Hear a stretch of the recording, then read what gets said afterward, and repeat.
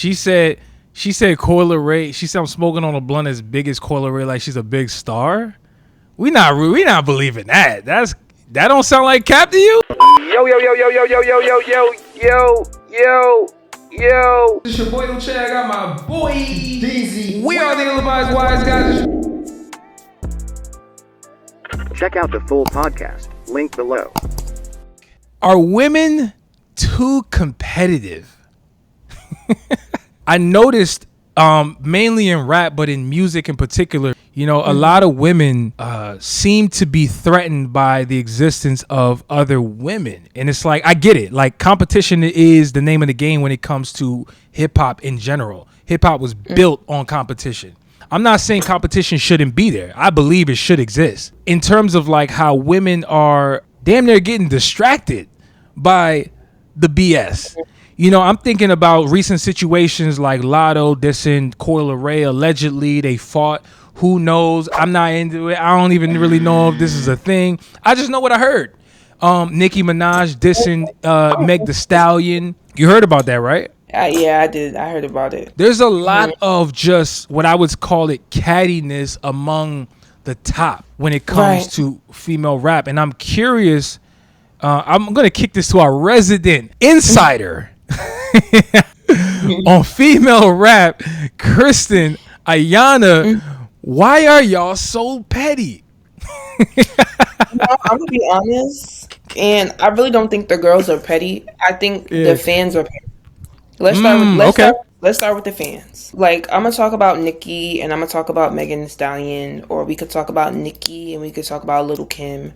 We could talk about Nicki, or we could talk about Remy Ma. But what the issue is that, you know, we have these artists and they are in the public eye, and the fans are crazy. Like, they like drama. You know, stan culture is really intense, and the fans will literally brainwash the artists to believe certain things, and then beef has then begun. But what I will say, I actually think female rap is like taking a turn. Like, Nicki has had problems with multiple people, and that's just gonna be like a thing. Like, it is what it is. She's the common denominator, and I'm not even gonna get into the weeds of that. But I know you retired your Barb badge, if you will. It's in a former life, but I thought I heard once a Barb, always a Barb. Is that not true? No. I love Nicki. I love her music, but I wish that Nicki Minaj would like know that she's Nicki Minaj. Okay, all right. I feel like sometimes she doesn't, and I feel like a lot of her fans can relate to that. Like, I don't even think like she should be like in arguments with people, for lack of a better word, that are just coming up in the industry or below her. For example, the Beyonce and Khalees issue, when like that whole thing unraveled in regards to Beyonce and her album, what did Beyonce do? She just fixed the situation, didn't say anything, and moved on. So I think silence sometimes is golden. In regards to like the Coi Leray and Latto, I really don't think Latto was trying to diss her. Like, at first when I heard it, it did struck me funny, because it's like, why did you mention her name? But like, the line is smoking on that gas blunt, big as Coi Leray. So she's like insinuating she's smoking on the blunt. That's big as how much of a big star Coi Leray is, and Coi Leray thought she was talking about her body. But in the same vein, it's like, we all know like Coi Leray has been attacked online like multiple times in regards to her body, and even on the Rap Caviar Hulu documentary, Coi Leray has a specific episode, and in that episode she talks about how she was so depressed because she was bullied about her body. So it's like, okay, yeah, you maybe might have not tried to diss her, but in the same vein, I could see how Coi Leray could have taken it the wrong way. So it's like, it leaves room to assume. But Latto has always showed like love and support to a lot of girls in the industry. You was a girl's girl. So what do you feel like inspired you to be so involved with other girls in the industry? Being a fan and not being shady, or like not being what people expect women to be. Bring other women up and really put them on game, because I really wish someone would put me under their wing for real, had that hospitality and really show me like, you know what, this how it go, girl. So I don't really see her as someone that's like, catty or messy. And what I will say with a lot of the new girls, like they are really showing support. Hold on real quick. I'm sorry. Are we really gonna let Latto get that lie off? Is that really what she said as a defense? She said Coi Leray. She said I'm smoking on a blunt as big as Coi Leray, like she's a big star. We not believing that. That don't sound like cap to you. Come on now, like. But here's the thing. That sound like when Drake said on Circo Loco with the album with 21 where he where people thought he was talking about Meg Thee Stallion. Fam, it kind of sounds like you're talking about her. Like, is it really like? I get it, like, and I wish we could bring Latto on so she could really clear it up. But what I will say too, I know when Latto's dissing somebody for a fact. I know I could name you a couple of songs where Latto dissed Nicki and didn't say her name. Like the type of rapper that she is and the type of artist that she is, when she's dissing somebody, she's not gonna say their name. So it's like I'm torn, but again, I feel like we are coming out of, this era of the rap girls beefing. I feel like we were really doing good, and then we had a hiccup with this Coi Leray and this Latto, but they also were able to work it out. Last I checked, Latto performed the song again her second weekend at Coachella. Coi Leray wrote back on Twitter and was like, oh, I misunderstood.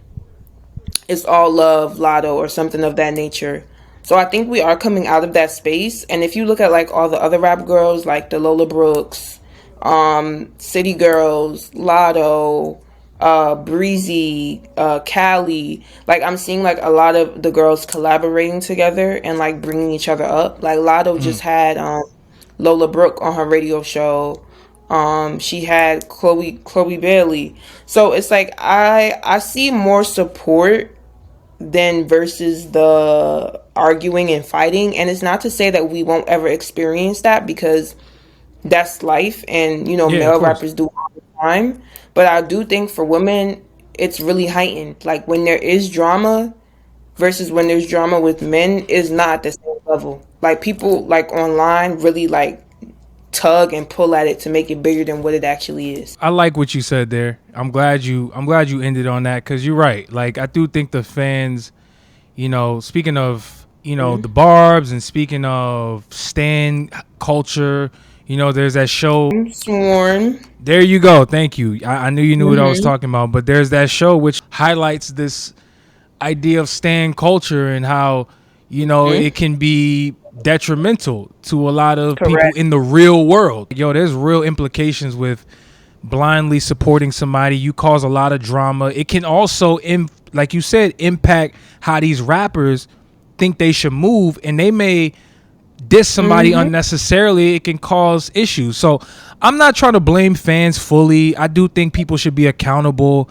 Rappers should be accountable for their own actions. I think everybody shares some blame. It's interesting about like the state of women rap right now, because I do think it's in a great place. I think it's in an amazing place, actually. I think like we seeing new rappers come up every day at this point. It's kind of interesting and impressive at this point. But what I hope, and you tell me if I'm crazy, because I've made this take before, where I feel like while women are having a moment right now in rap, getting that mainstream love, I don't know if we have seen yet a wave of women in rap that are being acknowledged for more than just a record. I get it, we're in a different era, so like the album doesn't mean as much anymore. But if you really think about like why I personally believe like Nicki Minaj is so coveted and heralded, is because not only is she a phenomenal rapper, right? Like she better than a lot of dudes. Like, let's be very clear. Right. I do think there's more to what Nicki has been able to do from a body of work standpoint. And I don't know. I'm just not really seeing that from the women. And I feel like that's the next step for women. It's like, all right, you got the record, everybody rocks with you, but it's like, yo, where is the ability for the the dudes to come here and really get behind and say, nah, but like it's more than just a record. It's more than just her look. Where's the body of work? Where's the music? I don't know. Maybe I'm crazy. Maybe I'm just not tapped in enough. But I feel like that is the piece that's not there at the moment with this new crop. It is music, but again, I do agree with you that we're not seeing like major bodies of work anymore, because the thing with the new girls is that they are still very new. Like out of all the new girls that I could think of from the top of my head, like Lakia, for example, she signed to QC. She's released like projects and EPs, but I don't think she's released her debut album yet. You know, Lola Brooke, I know she just signed to Arista a couple months back, but she's also still very new. Like, she hasn't released a project or an EP yet. So I think a lot of the new girls are getting accustomed. Ice Spice, you know, Met Gala, she hasn't released a project yet. But again, like, I think another issue we're seeing too with a lot of the new girls and just artists in general is they're getting thrown into the industry. And this is a conversation I had with Fame, who I interviewed yesterday, who's an artist manager. Artist development is lacking. And when you're lacking artist development, you're not going to be ready to put out a project. A project is a full body of work, and you also have to experience certain things to get these certain songs together and make this masterpiece of a project. Another issue, back to even TikTok, is that you could upload a song, now you viral, now you have all these people coming at you at once to sign you. You sign, and then this is your new life, right? But you never got any time to process your old life. I feel like until we get some more like structure, is then the projects can roll out, because the girls are still just trying to figure it out. I respect that too, you know, and I understand where you're coming from. We talked about that on this show a lot, actually, which is this artist development where it's not there.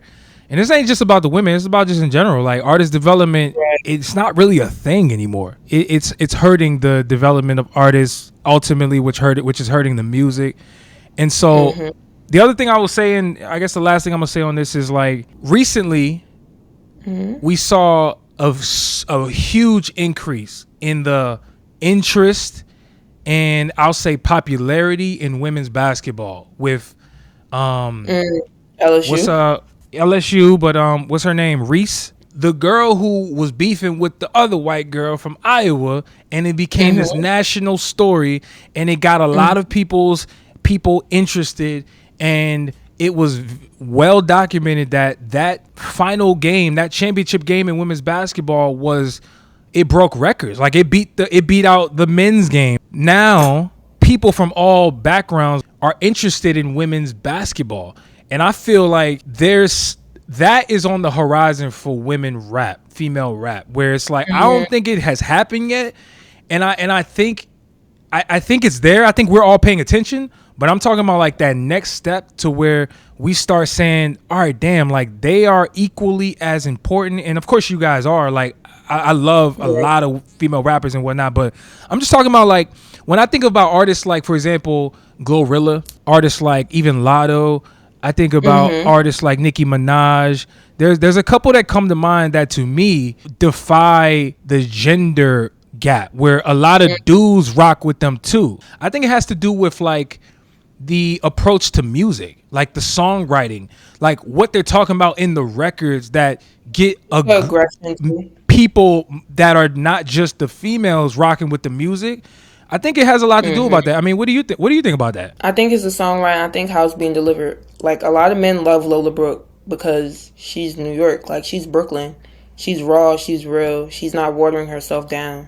And she's always been that way. Even when I interviewed her 2 years ago, she was like, you know, coming up in the industry, I had people that would tell me, like, change my voice and, you know, not be so rough. But she was like, this is just who I am. Like, and I'm not going to change that. In the beginning, she did try to change her voice, but she reverted back to who she really is. And I just think, you know, the men could fuck with it. Don't play with it, don't play with it, don't play with it. Like, they like that. They like that because it's like they can relate. Yo, don't play with it.